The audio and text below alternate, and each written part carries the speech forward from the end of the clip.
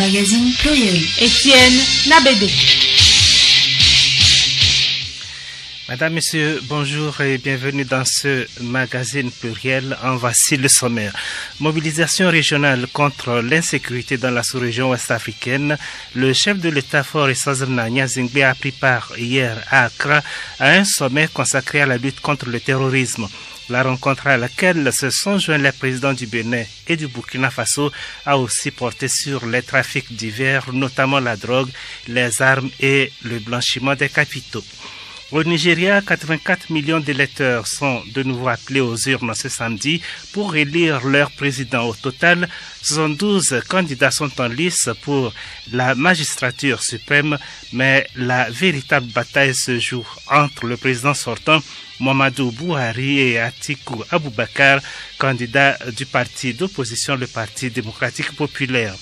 Le président soudanais Omar El-Béchir limoge le gouvernement et proclame l'état d'urgence, des dispositions censées permettre au chef de l'État de reprendre la main sur la crise sans précédent qui secoue son pays.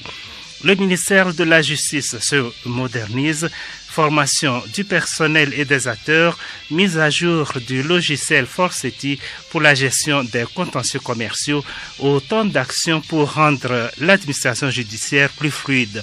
Monsieur Kwame Gameli Lodonou est notre invité et nous parle dans ce journal du logiciel Forceti et de son impact sur les transactions des justiciables. Vous suivrez aussi dans ce journal les échos du palais, les sports et la revue de presse.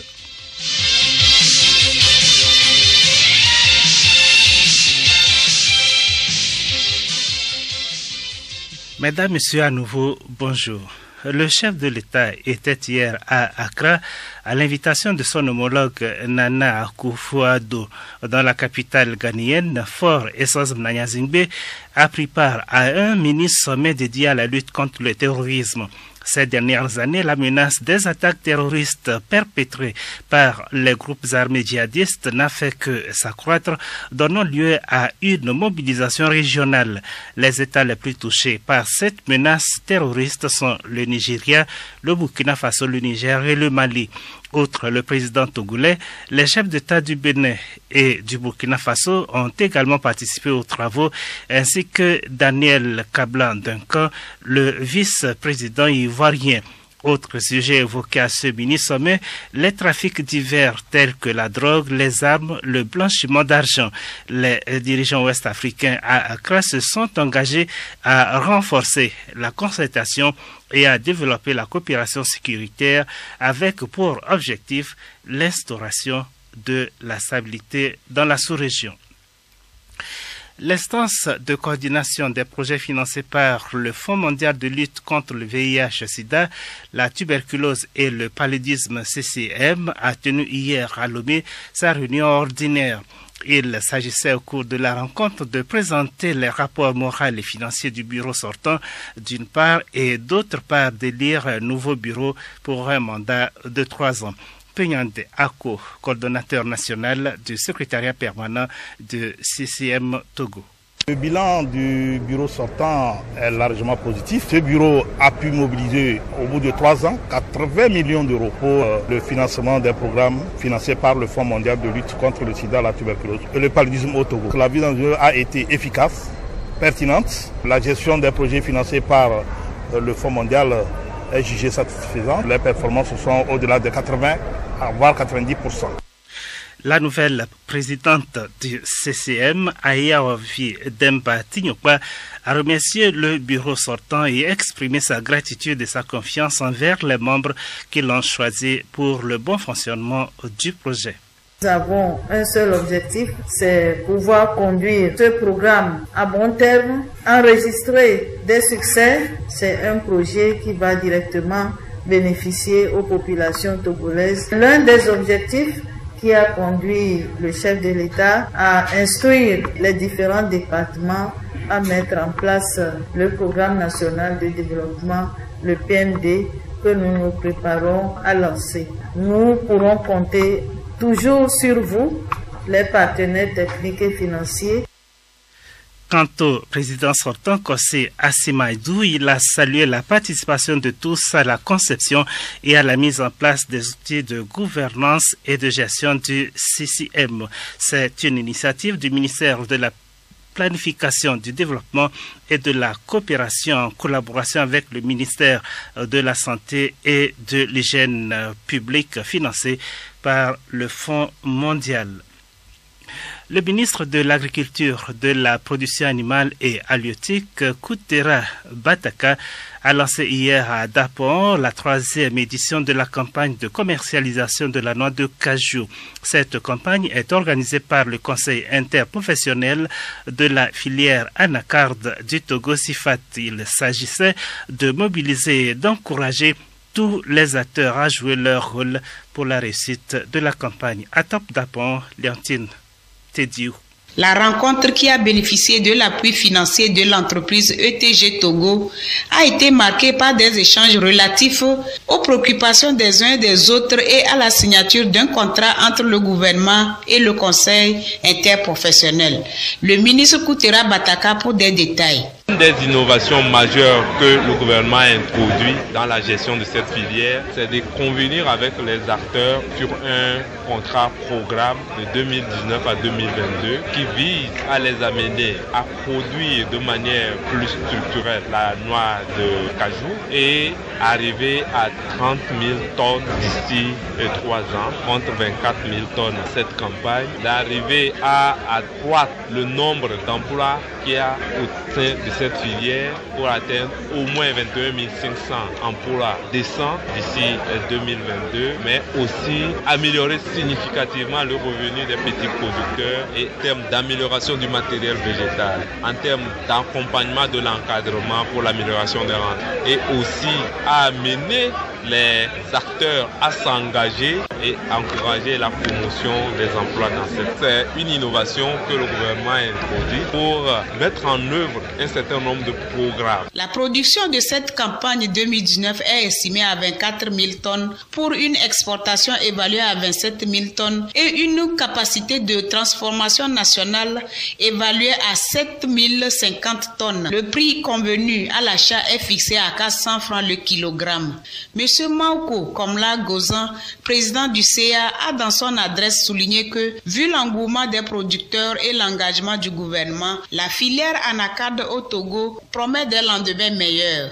Plus de 300 acteurs venus de tous les coins du pays ont pris part à ce lancement aux côtés des préfets de la région. Léontine Tédiou à Top Dapon pour Radio Lomé.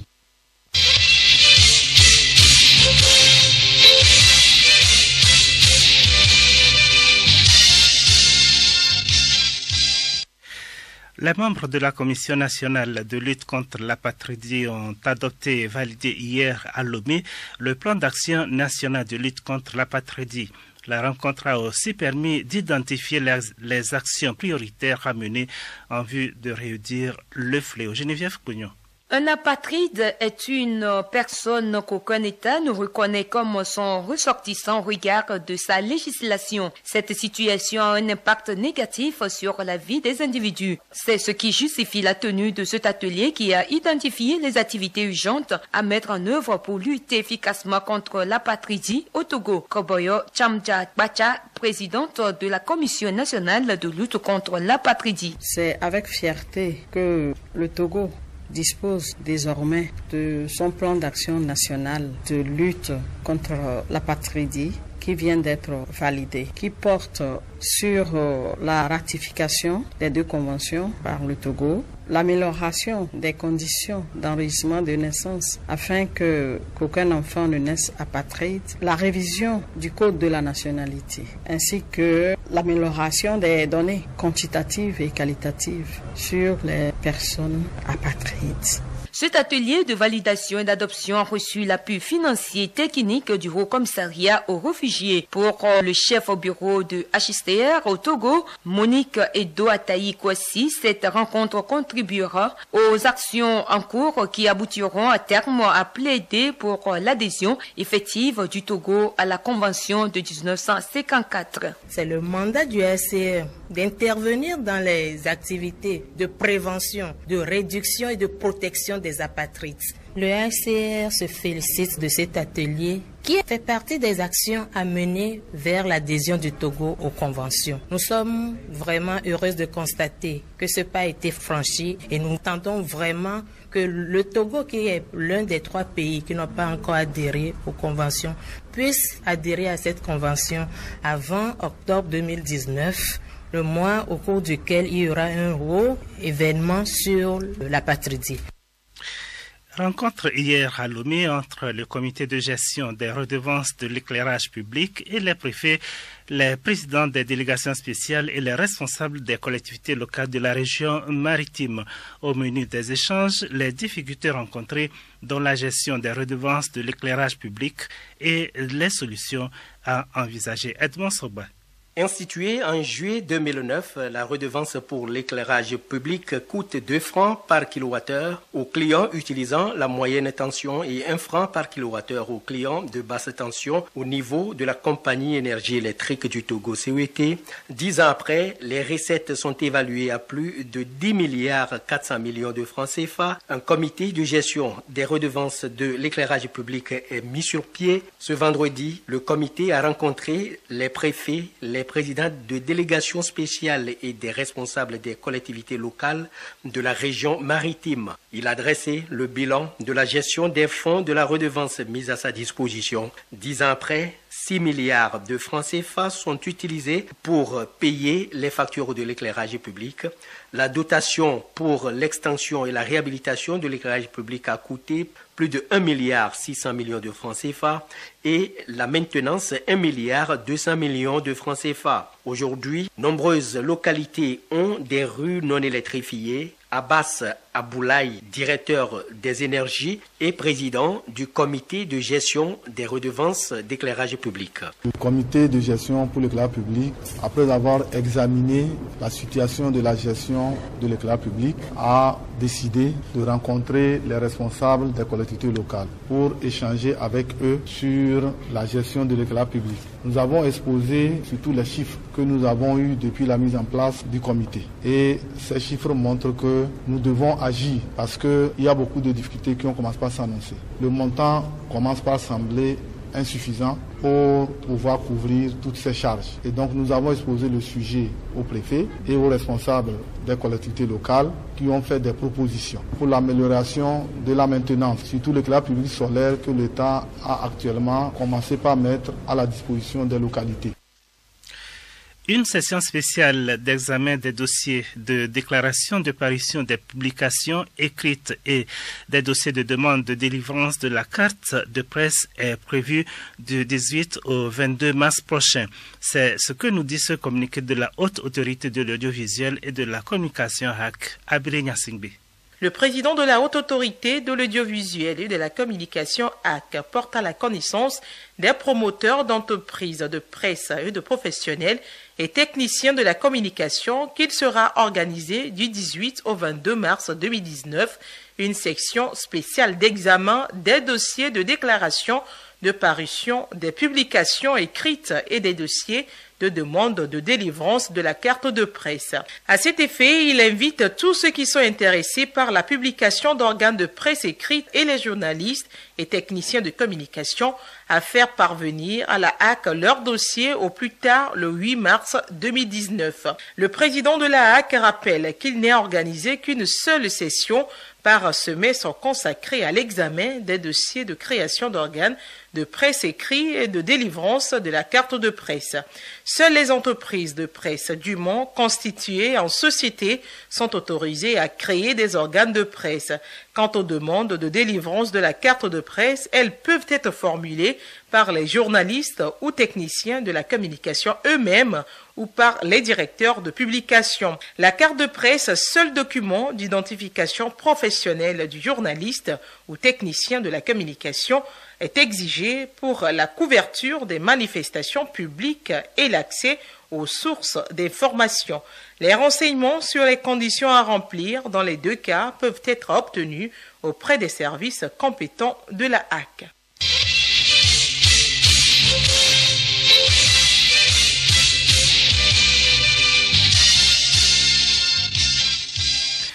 Les bureaux de vote ont ouvert ce matin au Nigeria pour accueillir plus de 84 millions d'électeurs.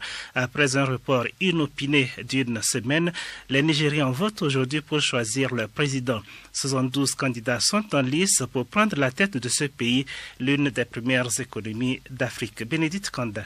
La véritable bataille se joue entre les candidats des deux principaux partis. Le président sortant Muhammadu Buhari pour le All Progressive Congress APC et Atiku Abubakar, candidat du parti d'opposition, le Parti démocratique populaire PDP. Le scrutin se déroule dans une ambiance sereine.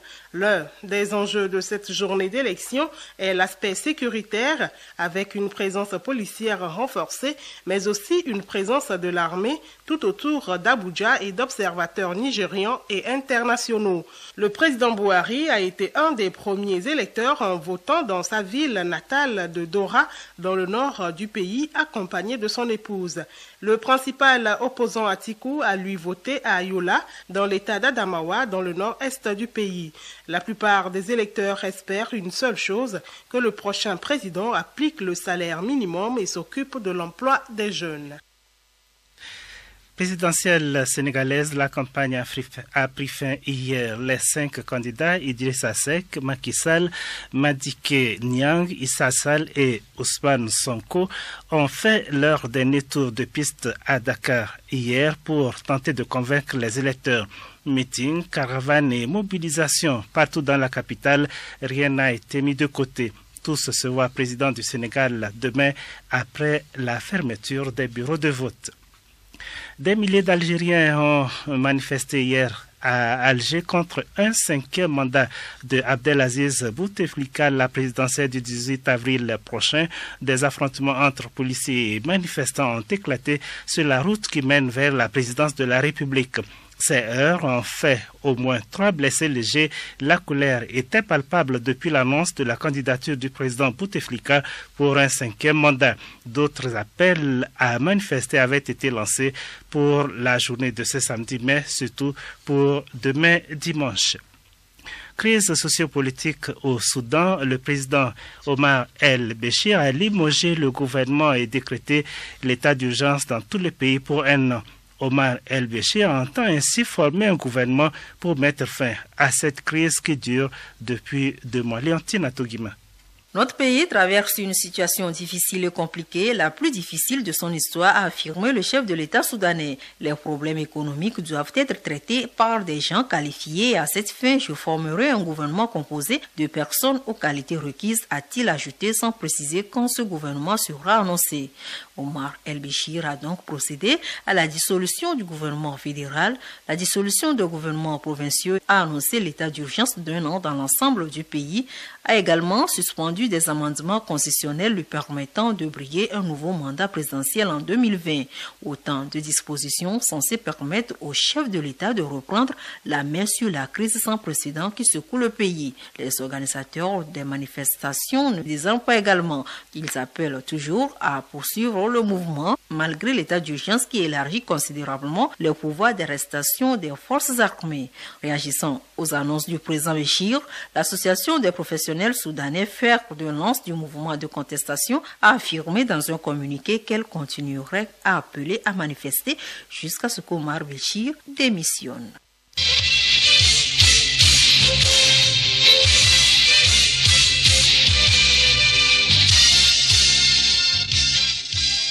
Nous abordons ainsi la deuxième partie de ce magazine. Invité du journal, Programme national de modernisation de la justice et de la cellule climat des affaires. Les opérateurs économiques togolais ont été édifiés le 12 février dernier sur les mises à jour apportées au logiciel Forcity. C'est la plateforme de téléprocédure pour le traitement des contentieux commerciaux au Togo. Désormais, les avocats peuvent saisir les juridictions commerciales, payer en ligne et suivre leur dossier via l'application, ce qui représente un gain de temps pour les auxiliaires de justice et pour leurs clients. Notre invité aujourd'hui est M. Kwame Gameli Lodonou, chef mission du projet. Il nous parle du logiciel Forcity et de son impact sur les transactions des justiciables. C'est dans cet entretien avec Odette Pira.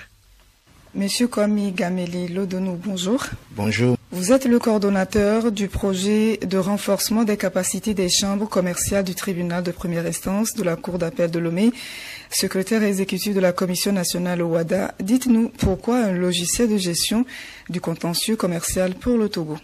Oui, ce projet s'inscrit dans le vaste plan de modernisation de la justice que le gouvernement togolais a engagé depuis 2005. Et en 2014, le besoin s'est senti d'évoluer dans cette modernisation. Et nous avons mis en place ce logiciel qui est plutôt une plateforme de traitement du contentieux commercial.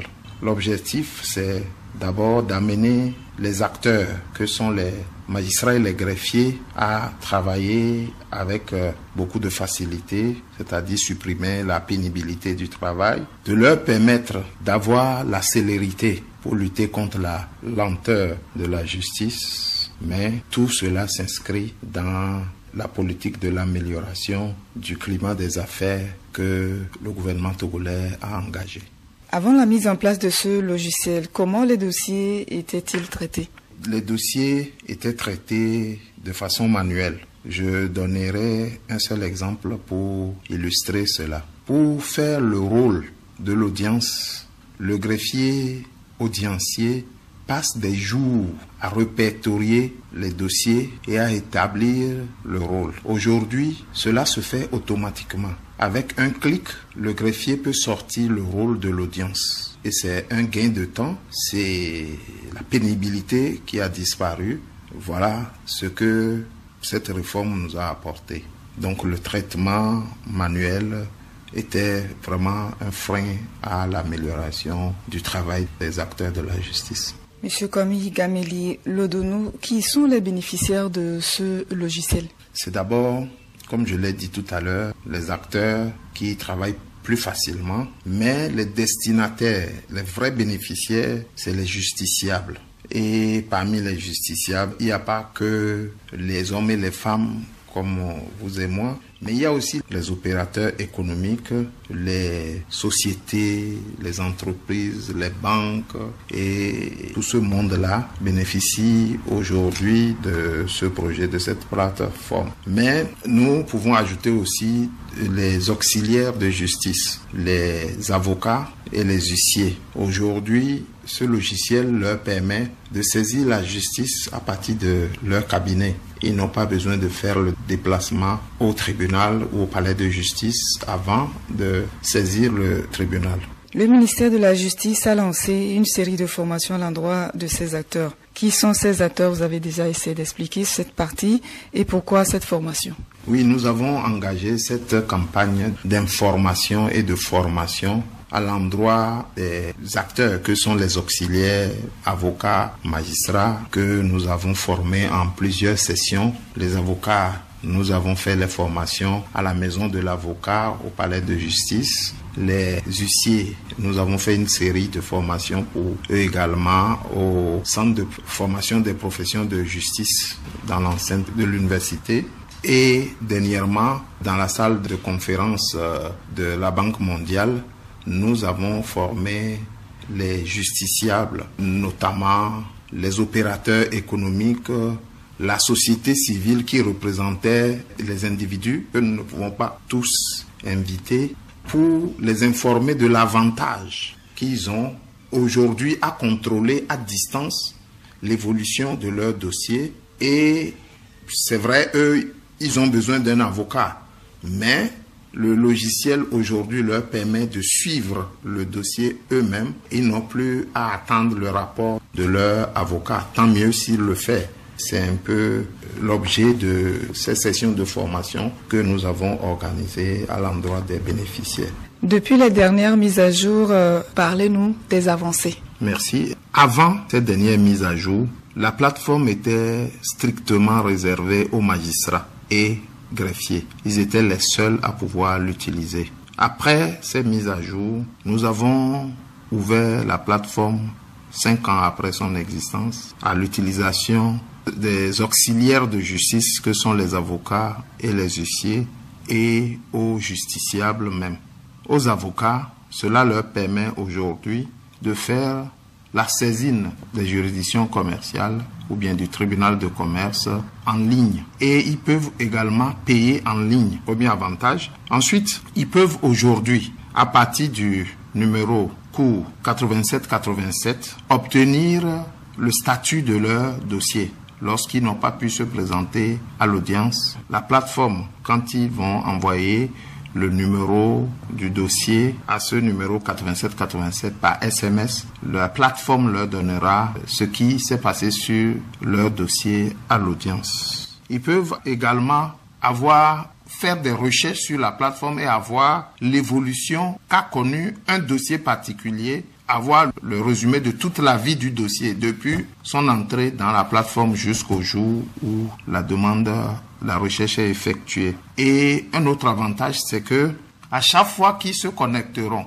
à la plateforme leur donnera la liste de tous leurs dossiers qui sont pendants devant le tribunal. Voilà pour les avocats. Les huissiers, c'est un peu plus restreint. Eux, ils peuvent aussi saisir en ligne et payer en ligne par la plateforme. Quand un client les saisit pour leur demande de saisir le tribunal, ils peuvent le faire sans se déplacer et même payer les frais à partir de la plateforme. Et enfin, les justiciables, eux, ils peuvent aussi, à partir du numéro 8787, vérifier le statut de leur dossier. Monsieur Kwame Gameli Lodonou, je rappelle que vous êtes le coordonnateur du projet de renforcement des capacités des chambres commerciales du tribunal de première instance de la Cour d'appel de Lomé, secrétaire exécutif de la Commission nationale OUADA. Votre mot de fin.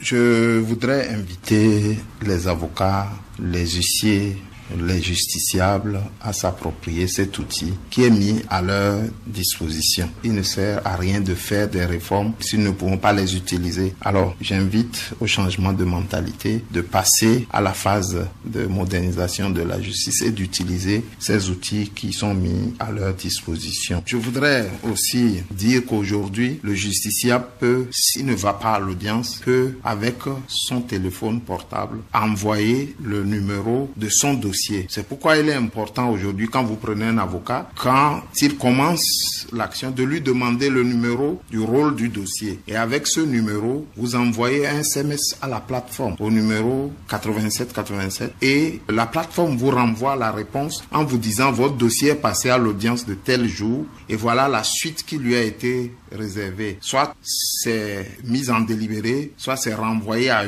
une autre audience et la cause de ce renvoi. Donc aujourd'hui, il est important que le justiciable profite de cet outil qui est mis à sa disposition. Je voudrais, pour terminer, remercier Radio Lomé qui, après cette session à la Banque mondiale, nous a approchés pour comprendre beaucoup plus cette plateforme et comment ça évolue. Je vous remercie. Merci, monsieur.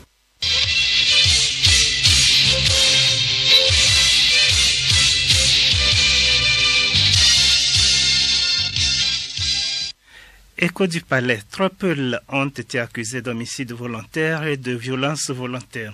Ils ont été condamnés à 10 ans de réclusion criminelle par la cour d'assises de Lomé. Le récit des faits avec Hélène Assabi.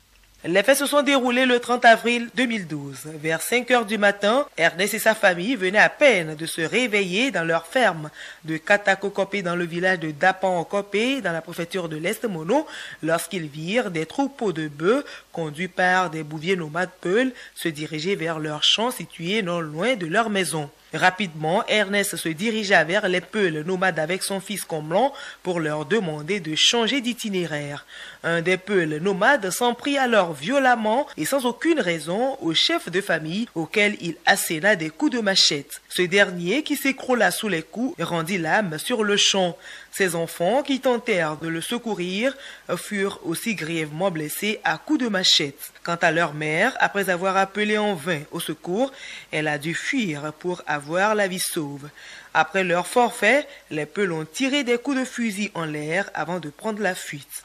Les enquêtes qui ont été menées ont conduit à l'arrestation du nommé Bandé. À l'enquête préliminaire, il a nié toute implication dans la commission des faits, rejetant les torts sur les nommés Oro et Djamaré en fuite vers le Bénin. Il a reconnu tout de même que les faits se sont déroulés en sa présence et a avoué qu'il n'a pas pu intervenir pour empêcher ses compagnons de commettre les crimes parce que ceux-ci avaient en leur possession non seulement des machettes mais aussi un fusil perfectionné. Il a précisé que les peuls sont difficiles à maîtriser dans ces genres de situations. Mais devant le juge d'instruction, il s'est rétracté et a changé de version. Il a affirmé en effet être un peul nomade d'origine nigériane qui a quitté son pays pour le Togo dans le cadre de ses activités de maraboutage et pour rechercher un de ses frères qui résiderait dans la préfecture de l'Est Mono.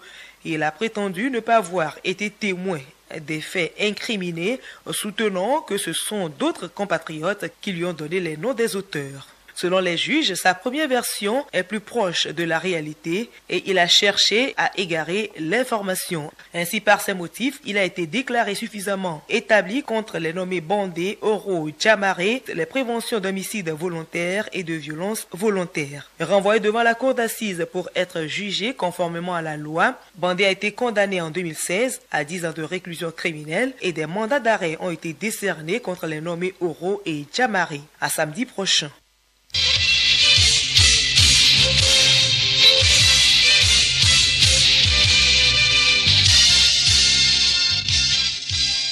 Du sport, le mandat de l'actuel bureau de la Fédération togolaise de football FTF prend fin dans un an. Pour évaluer les activités menées depuis sa prise de fonction en février 2016, le comité exécutif de la Fédération a convoqué ce matin à Lomé un congrès. Théophile Dandakou. La reprise de la coopération en 2018 entre la FIFA et le Togo, matérialisée par le revêtement en gazon synthétique des pelouses de Tapamé, de Sokodé et de Kara, le déroulement normal des championnats de première et deuxième division depuis 2016, l'organisation à Lomé en 2018 du tournoi UFOA B des moins de 20 ans ont été notamment présentés comme bilan du bureau de la Fédération togolaise de football que dirige le colonel Guy Akpovi depuis février 2016. Ces résultats sont le fruit de notre sérieux, de nos efforts, à nous tous.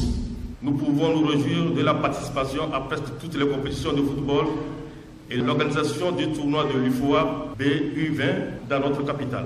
Depuis 3 ans, le championnat national se poursuit normalement, n'eût été les vilains actes constatés.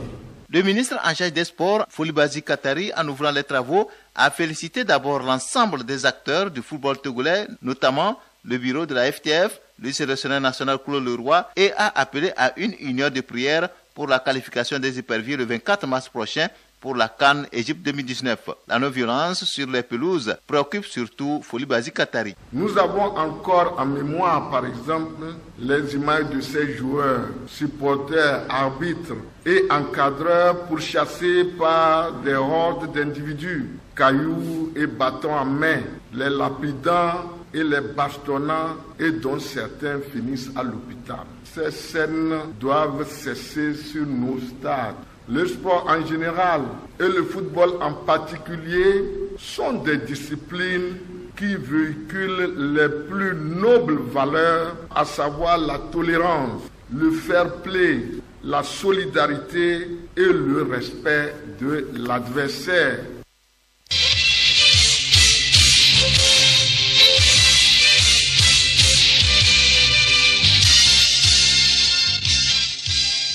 La revue de presse pour clôturer cette édition, crise interne à la coalition des partis politiques de l'opposition togolaise. Alors que le gouvernement s'attelle à l'organisation des élections locales, le débat autour du franc CFA, de nouveau sur le tapis, le document bilan du mandat du chef de l'État à la tête de la CEDEAO 2017-2018. Voilà les principaux sujets à la une des différentes parutions cette semaine. Léontine Atogima. Togo 2017-2018, présidence en exercice de la CEDEAO, l'ouvrage du professeur Doucet retrace le passage de Faure Gnassingbé à la tête de l'institution, titre Le Libéral. Selon Togo Matin, ce document immortalise le mandat de Faure Gnassingbé à la tête de l'institution sous-régionale. Ouara, les vainqueurs, va plus loin et cite le ministre en charge des affaires étrangères en ces termes. Le passage du Togo à la tête de la CEDEAO a été un véritable mandat au service de la communauté régionale. Grâce à sa sagesse pragmatique, notre pays participe à l'écriture de l'histoire africaine et à celle du monde, poursuit Robert Doucet dans les colonnes du Messager.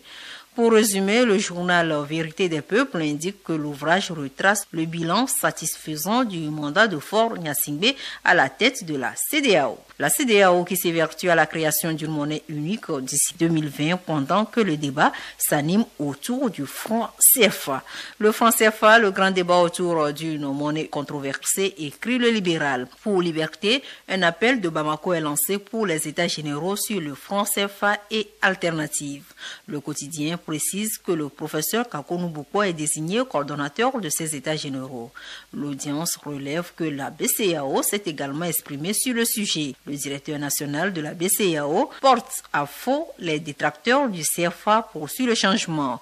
Liberté renchérie, la BCEAO parle des controverses déplacées et charge les anti-CFA. Jusqu'où ira le débat, s'interroge Togo Matin. Vers un face-à-face à l'horizon entre l'économiste Kakonou Bouko et Kossi-Tenou de la BCEAO, mentionne chronique de la semaine.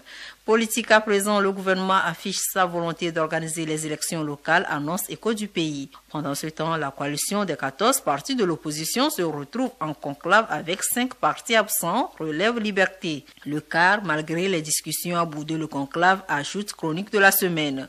Défection, élections locales, réforme, la C14 à la croisée des chemins, remarque le Canard indépendant. La C14, un géant au pied d'argile, se demande vérité des peuples. L'éveil de la nation abonde dans le même sens, la C14 toujours à la recherche du bon pied. L'incertitude s'installe, rajoute le messager. Deux camps semblent se dessiner. Le premier compte relancer la dynamique des manifestations de rue qui n'ont jamais rien apporté, alors que le deuxième estime qu'il faudrait penser au remplacement de ceux qui depuis 30 ans incarnent la lutte mais sans parvenir à l'alternance d'après l'analyse du libéral. Le journal L'Audience rappelle que selon le président ghanéen, facilitateur dans la crise sociopolitique togolaise Nana Akufo-Addo, la question de l'alternance ou non au Togo est un problème togolais. Pluriel, le magazine hebdomadaire de Radio Lomé. Mesdames et messieurs, ainsi se referme le magazine Pluriel de ce samedi 23 février 2019. Nous vous donnons rendez-vous samedi prochain. Merci de nous avoir suivis.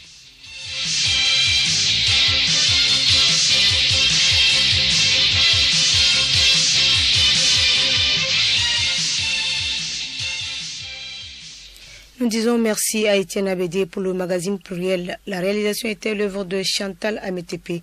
Agandi Malak est toujours à la mise en onde. 13h08, la page publicitaire. Les ondes radio se propagent à 300 000 km/s. Le son met un peu plus d'une seconde pour atteindre la Lune. On entendra cette pub sur Mars dans 4 minutes et sur Jupiter dans une demi-heure. Bienvenue à nos amis extraterrestres qui nous écoutent. Tout le système solaire. Gardez l'écoute. La pub. La pub.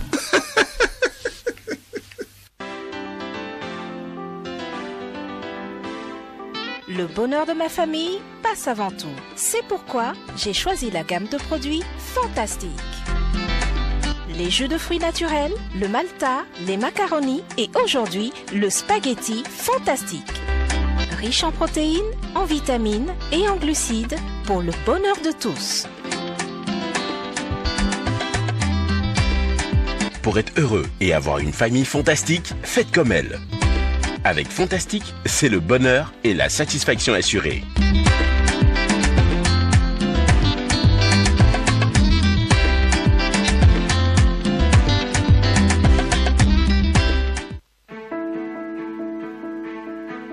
Le tribalisme tue la nation.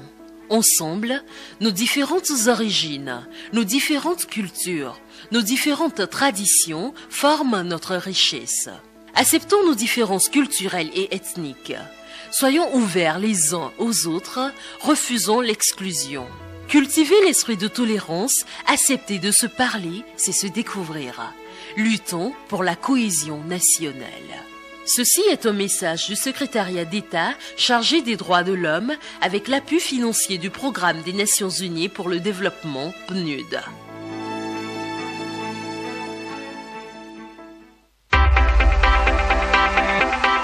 Ce dimanche de 15h03 à 19h, votre émission sportive Sport sur l'antenne vous donne rendez-vous pour le sport non-stop sur ta radio. Pour ce nouveau numéro, Radio Lomé vous offre 6 plateaux avec des thématiques d'actualité. Retour sur le congrès ordinaire de la Fédération togolaise de football. Quel bilan à mi-parcours pour le bureau du Nouvel Élan du colonel Guy Afbovi. Deuxième édition de la détection des talents, projet Graines du Togo. À un mois du match retour à Cotonou entre les écureuils locales et les éperviers du Togo, quelles sont les chances de qualification du Togo? Vous pouvez vous prononcer sur le 22 17 76 22 23 00. Quelles sont les motivations qui sous-tendent les violences constatées sur nos stades ces derniers temps? Retour sur les matchs allés des huitièmes de finale de la Ligue européenne des champions de football. La Juve, le Liverpool et Lyon peuvent-ils sauver leur peau pour se qualifier pour les quarts de finale? C'est le wait-and-see. Enfin, honneur aux vieilles gloires, un petit zoom sur Tommy Sylvestre, ancien portier de l'étoile filante de Lomé et des éperviers du Togo. Invité en studio, Pierre Lamadokou, secrétaire général de la FTF, Latif Yoruma, journaliste sportif à Radio Sport FM, Cedro, président de l'Anafuta, Prosper Agbokoulou, alias Prosper l'Allemand, journaliste sportif, et les spécialistes des 5 majeurs sport sur l'antenne, une présentation de Théophile Dandakou.